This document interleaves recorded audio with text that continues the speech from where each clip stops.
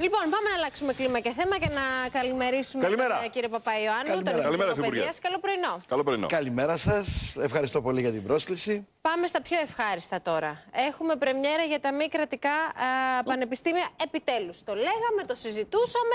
Το ψηφίσατε. Χτυπάει κουδούνι. Και χτυπάει κουδούνι. Για άλλη μια φορά. Ναι. Άλλη μια έτσι πολύ ρηξικέλευθη πρόταση, δράση της κυβέρνησης γίνεται πράξη. Ναι. Είναι αυτό που λέμε, ότι όσα λέγονται γίνονται πράξη. Τι ξεκινάει λοιπόν 3 Νοεμβρίου? Ξεκινάνε στα μη κρατικά πανεπιστήμια τα προγράμματα σπουδών εκείνα τα οποία πιστοποιήθηκαν από την ΕΘΑΕ την προηγούμενη εβδομάδα, διότι χθες το βράδυ είχαμε και άλλο ένα συμβούλιο της ΕΘΑΕ και πιστοποιήθηκαν άλλα 8 προγράμματα. Ξεκινάνε 3 Νοεμβρίου. Το κάθε λοιπόν πανεπιστήμιο από τα 4 προγραμματίζει να ξεκινήσει τη Δευτέρα 3 Νοεμβρίου. Δευτέρα 3 Νοεμβρίου μπαίνουν μέσα, άρα έχουν κάνει τις εγγραφές τους δηλαδή. Να ρωτήσω κάτι. Είναι προφανές ότι το κάθε πανεπιστήμιο έχει ακολουθήσει τις διαδικασίες οι οποίες αναφέρονται τόσο στο καταστατικό όσο και στην εκπαιδευτική συμφωνία και έχει κάνει τις εγγραφές του, το προσωπικό του και έχει προχωρήσει. Θα έχουν, όπως είναι και στα κρατικά πανεπιστήμια, μία χρονιά φοιτητική όπως έχουν και οι υπόλοιποι βάσει του προγράμματος, ή μπορεί κάποιος να γραφτεί πιο μετά? Τα μαθήματα, η ακαδημαϊκή χρονιά ξεκινάει τώρα. Δεν έχει λόγο να εγγραφεί μετά.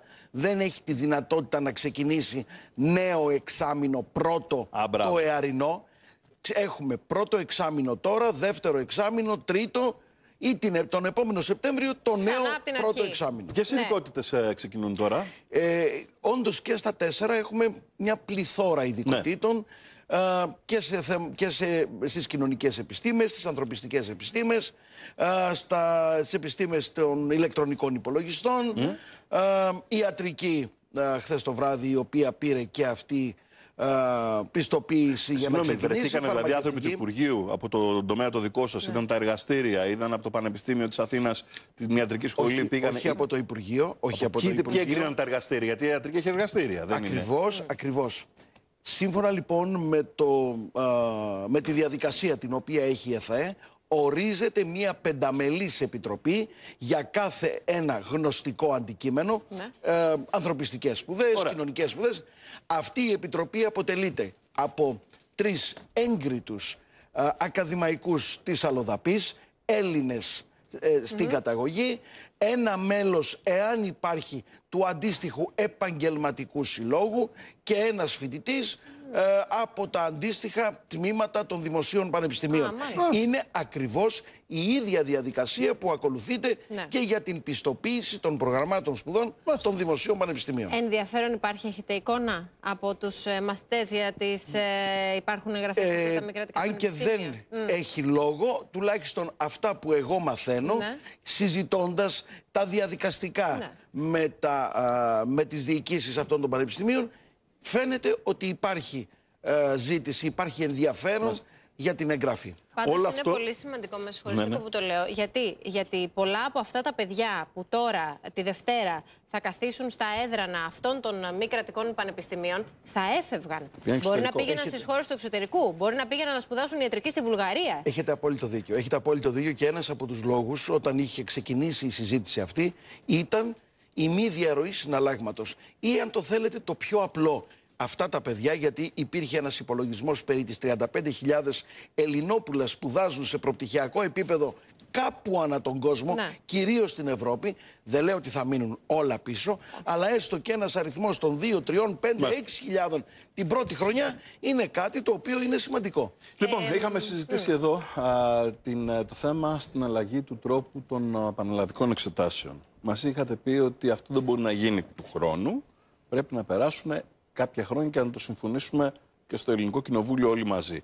Είστε έτοιμοι, υπάρχει το σχέδιο? Γιατί θα πρέπει να πιάσει τα παιδιά τα οποία τώρα βρίσκονται στην τρίτη γυμνασίου. Είναι σοβαρό το θέμα και δεν ξέρω αν είστε έτοιμοι να το φέρετε στη Βουλή. Είναι πάρα πολύ σοβαρό και νομίζω για το λόγο αυτό η Υπουργός Παιδείας Σοφία Ζαχαράκη ηγείται αυτής όλης της διαδικασίας και του διαλόγου. Διότι, όπως αντιλαμβάνεστε, όταν μιλάμε για τέτοια θέματα, και θα συμφωνήσουμε, δεν είναι μία μηχανή την οποία τη φτιάχνεις, πατάς ένα κουμπί και αρχίζει να λειτουργεί.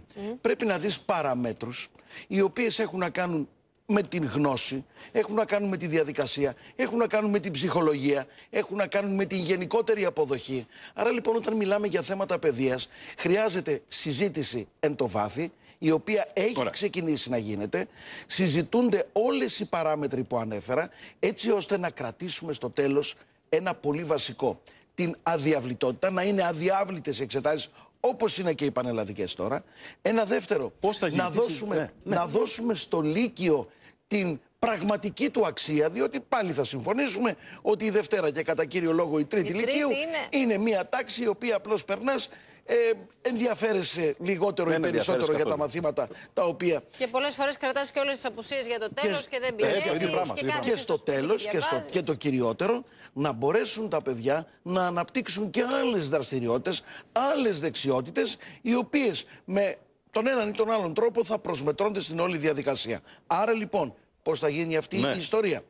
Ήδη κάποιες συζητήσεις οι οποίες είναι σε διαδικασία, είναι πολύ πιο όριμες από κάποιες άλλες. Θα έχουμε εξετάσεις και στις 3 τάξεις του Λυκείου.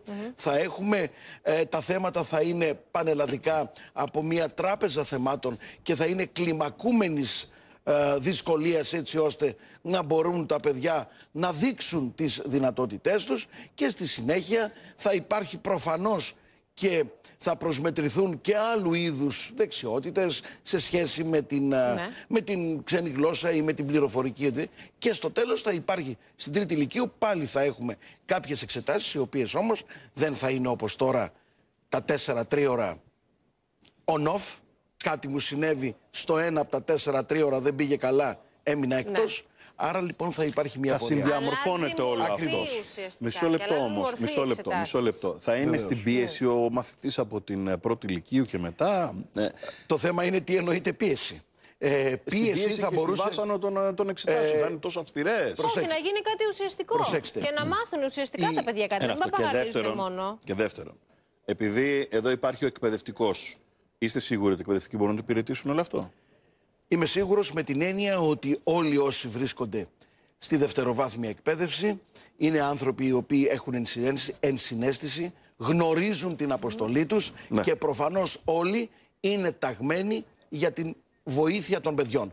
Τώρα, όσον αφορά τη δυσκολία που είπατε, νομίζω ότι πλέον πρέπει να καταλάβουμε αφενός μεν ότι τίποτε δεν είναι εύκολο, και αφετέρου και τα παιδιά να μπουν σε μια διαδικασία αξιολόγησης, διότι αυτή η αξιολόγηση είναι μια διαρκής αέναη διαδικασία κατά τη διάρκεια της ζωής. Και περνάνε στο πανεπιστήμιο και κάποιοι έχουν μείνει εγγεγραμμένοι στις λίστες των πανεπιστημίων για χρόνια πολλά και ξεκινάνε και οι διαγραφές. Να πω μόνο κάτι, ότι αυτά τα έχουμε ξανασυζητήσει, μιλάμε περίπου για τις 290.000 και από αυτούς, διότι υπήρχαν κάποια, έχουμε πλέον κάποια στοιχεία τα οποία βέβαια τα τελικά διαμορφώνονται αυτό το διάστημα.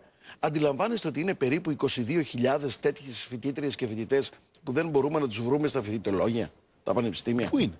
Έχουν χαθεί τα φοιτητολόγια, είναι παλιά τα φοιτητολόγια, δεν υπάρχουν. Δηλαδή τώρα χαρτί το από το 1940 και από το 1950. Δηλαδή πράγματα τα οποία μιλάμε για ένα πανεπιστήμιο εξωστρεφές, ένα πανεπιστήμιο διεθνοποιημένο, ένα πανεπιστήμιο σύγχρονο που είναι, και να συζητάμε τώρα το εάν θα διαγραφεί κάποιος που ούτε καν βρίσκεται το φοιτητολόγιο. Μισό λεπτό όμως. Δεν δέσμευαν τη θέση, δεν τη δέσμευαν. Μπορεί να ήταν κάποιοι, ας πούμε, Αυτή είναι η μία άποψη, η οποία είναι πολύ απλοϊκή. Δεν σημαίνει επειδή δεν δεσμεύω ούτε πάσο είχαν, ούτε πάσο είχαν. Πολύ ωραία. Έχουμε άλλου είδους διαδικασίες οι οποίες συμμετέχουν για την κατάταξη των πανεπιστήμιων, αλλά όμως και πάσο να μην έχουν, που δεν έχουν, και να μην δεσμεύουν θέση, που δεν δεσμεύουν. Όμως δεν είναι εικόνα αυτή ενός σύγχρονου πανεπιστημίου. Έχετε δίκιο. Έτσι ώστε... Λοιπόν, όταν είπατε πόσους απεντάξαμε, 290.000 περίπου? Όχι. Θα απενταχθούν. Ωραία. Πόσοι έχουν κάνει έτσι ότι θέλουν να συνεχίσουν τα ακαδημαϊκά τους? Υπολογίζουμε, γιατί ακόμη τώρα είναι η διαδικασία, ότι περίπου στους 35.000 θα είναι εκείνοι οι οποίοι έχουν προσπαθήσει. Οι υπόλοιποι delete. Delete στο Excel. Και κάδο ανακύκλωσης. Όχι απλά delete. Όχι, προς Θεού, είναι συμπολίτες μας οι οποίοι αποφάσισαν... Όχι, εννοώ ότι τους διαγράφουμε εντελώς. Σας Να είστε καλά, περιμένουμε να είστε ξανά, καλά. Ευχαριστούμε, να δούμε Υπουργέ. πώς πηγαίνει η Καλημέρα. διαδικασία με τα μη κρατικά πανεπιστήμια. Την καλημέρα μας. Καλημέρα μας.